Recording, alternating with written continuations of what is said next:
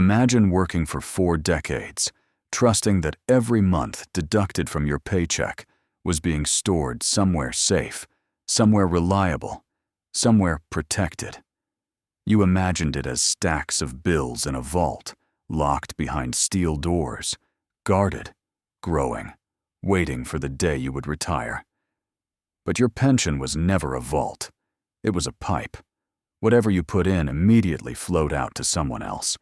The system only stayed alive as long as more water, more workers, kept pouring in. But now the pipe is dry because the world that created pensions no longer exists. The world changed, demographics shifted, economies stalled, and the promises made in the past became impossible burdens today. The United States, Europe, Japan, these regions once had booming populations, strong salaries, stable jobs, and endless optimism.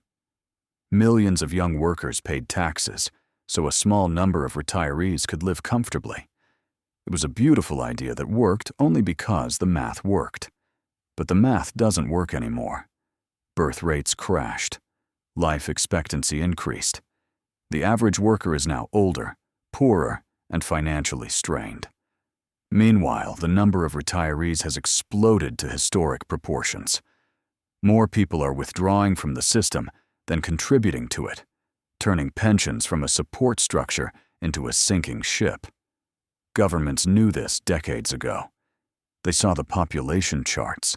They saw the declining fertility rates. They saw the aging curve. They knew the system would collapse. But instead of fixing it, they kept expanding it. They kept promising more benefits, earlier retirements, larger payouts. Why? Because it helped them win elections.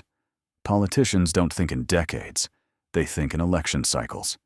They promise what makes them popular now, even if it destroys the future later.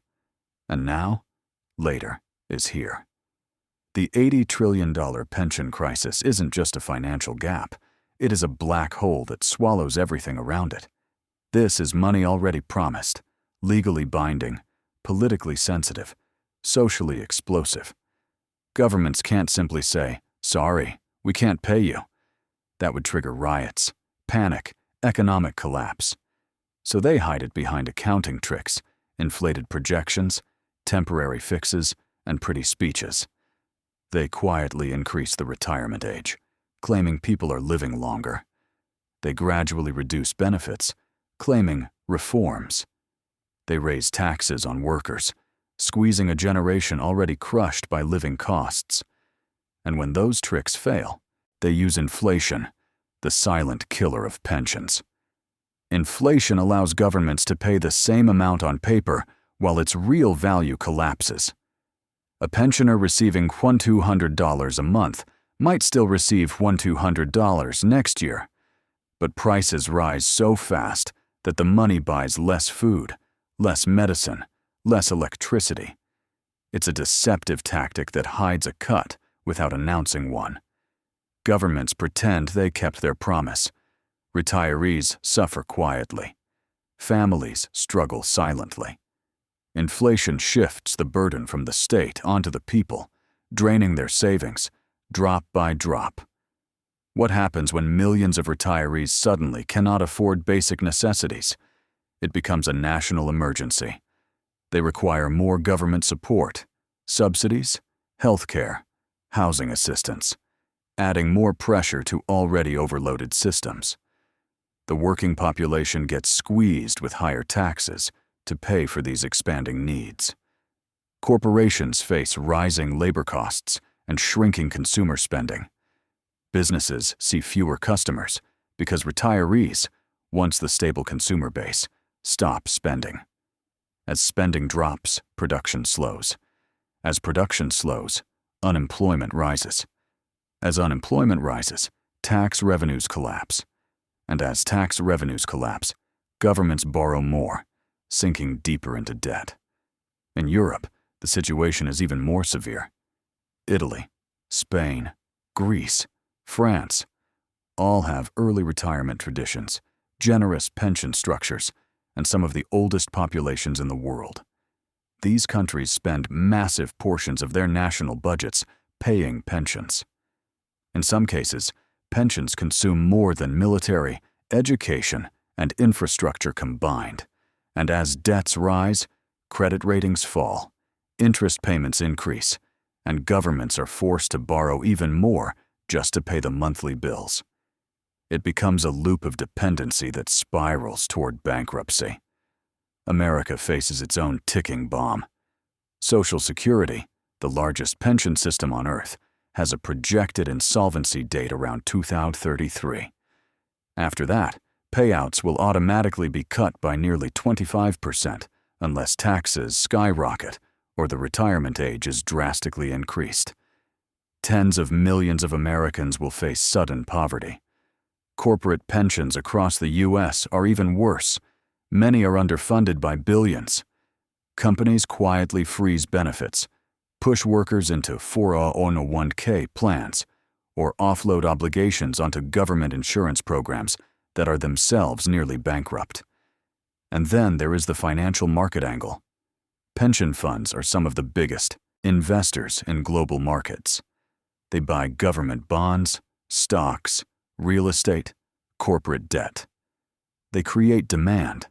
They stabilize prices.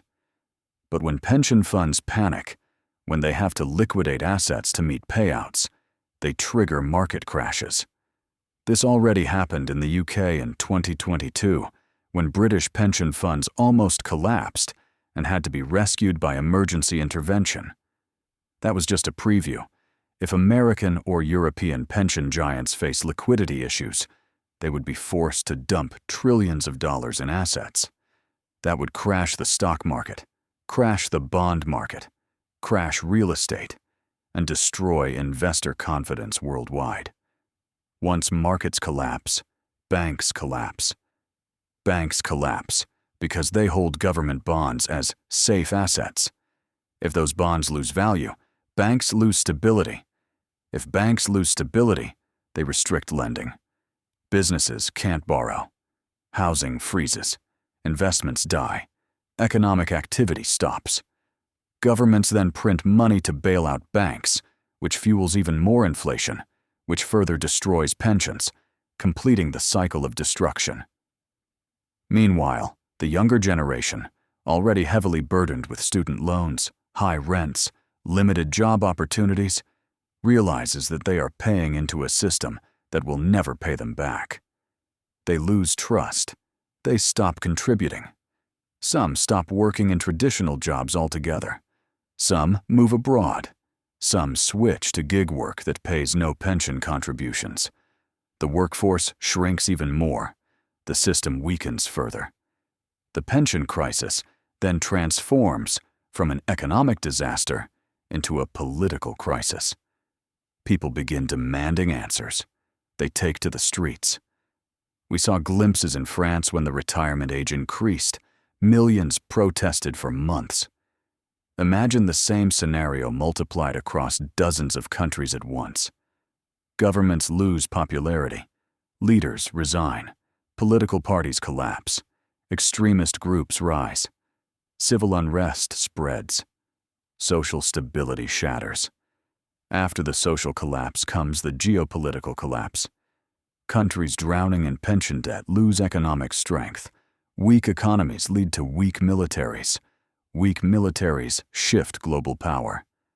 Nations like China and India exploit the weakness of Western economies, increasing their influence, while Europe and America struggle internally.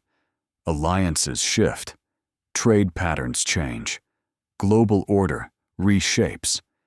And through all this, ordinary people, workers, families, retirees, suffer the most. The ones who trusted the system, the ones who believed the promises, the ones who played by the rules. They lose their savings, their security, their dignity. But the most painful truth is this: the collapse isn't coming in the distant future. It has already begun. A slow-motion disaster unfolding year by year, debt statement by debt statement, inflation report by inflation report. This is the world's biggest financial lie finally coming undone.